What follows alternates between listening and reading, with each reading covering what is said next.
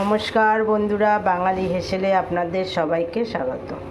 অনেক দিন পর আবার ফিরে এলাম একটা ডিম রান্না নিয়ে।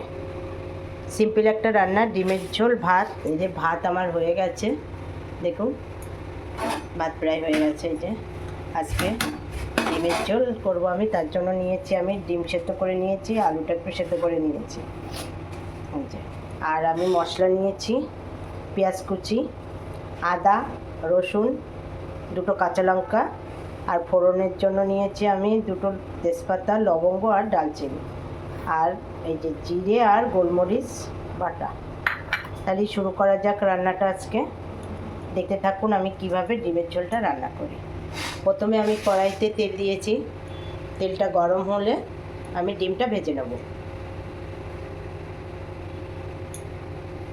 তেলটা আমার গরম হয়ে গেছে, অল্প করে একটু হলুদ গুঁড়ো দিয়ে আমি আগে ডিমগুলো ভেজে নেব।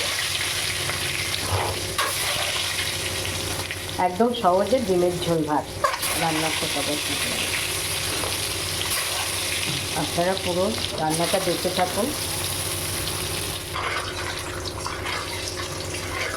অনেক দিন আর রান্না করতে পারিনি, আমার শরীরটা খুব একটা ভালো ছিল না, আপনাদের রান্না দেখাতে পারিনি, ওই জন্য।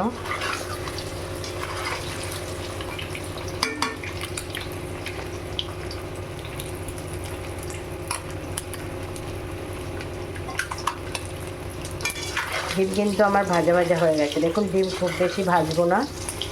এই যে ডিম আমার ভাজা হয়ে গেছে।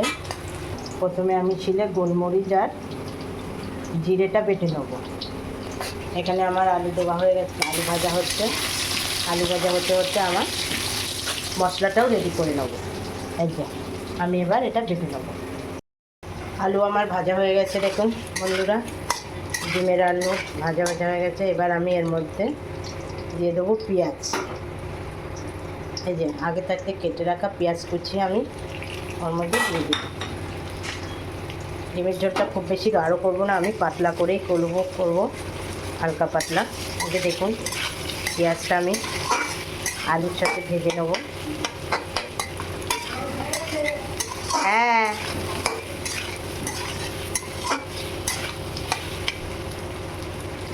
পেঁয়াজটা ভাজা ভাজা করে নেব। এই যে পেঁয়াজ ভাজা ভাজা হয়ে গেছে, দেখুন বন্ধুরা। এই যে পেঁয়াজ আমার ভাজা ভাজা হয়ে গেছে, এখন আলুর সঙ্গে মিশে গেছে।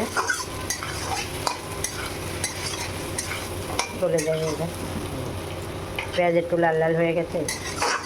আমি খুব বেশি গাঢ় করব না, ডিমের ঝোলটা হালকা করব, যেন অল্প মশলাই আমি আপনাদের ডিমের ঝোল দেখাচ্ছি।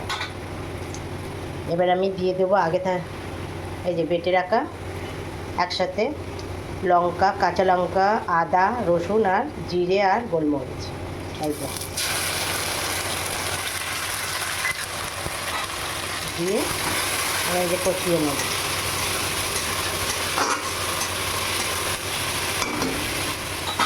সামান্য একটু বাটিটা ধুয়ে জল দেবো, মশলার বাটিটা, যে বাটিতে আমি মশলা রেখেছিলাম, মশলা দেওয়ার একটু জল দিয়ে দিলাম।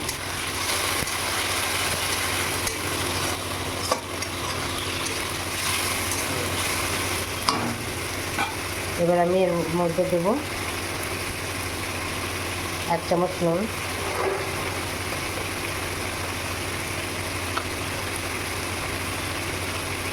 কালারের জন্য আমি একটু রেড চিলি পাউডার দিলাম, কাশ্মীরি লঙ্কা গুঁড়ো, আর দেবো আমি 1 চামচ হলুদ দিয়ে আমি মশলাটাকে কষি।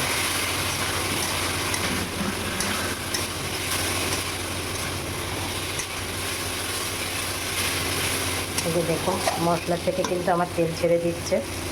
এই যে কি সুন্দর কালার এসেছে।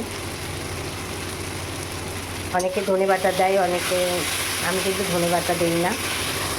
এই যে আমি একদিন হালকা পাতলা মাংস করেও আপনাদের দেখাবো একদিন। দেখুন আমার মশলা থেকে কিন্তু তেল ছেড়ে দিয়েছে।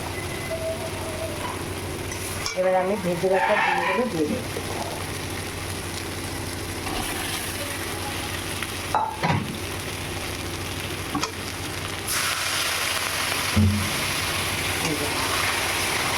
আমি ডিমগুলো একসাথে কষে নেবো।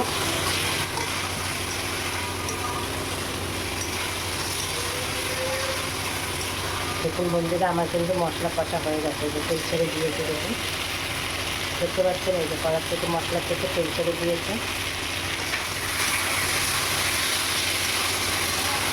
এবার আমি জল ঢেলে দেব।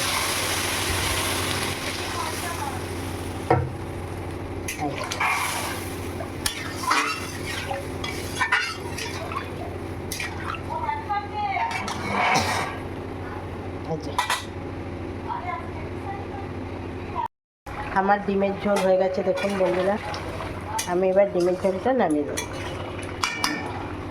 ডিমের ঝোল আমার রেডি।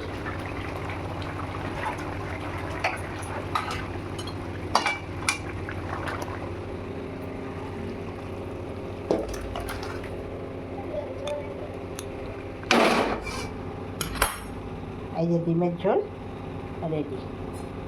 আজ তাহলে এই রান্নাটা আমি দেখালাম। সবাই সুস্থ থাকবেন, ভালো থাকবেন।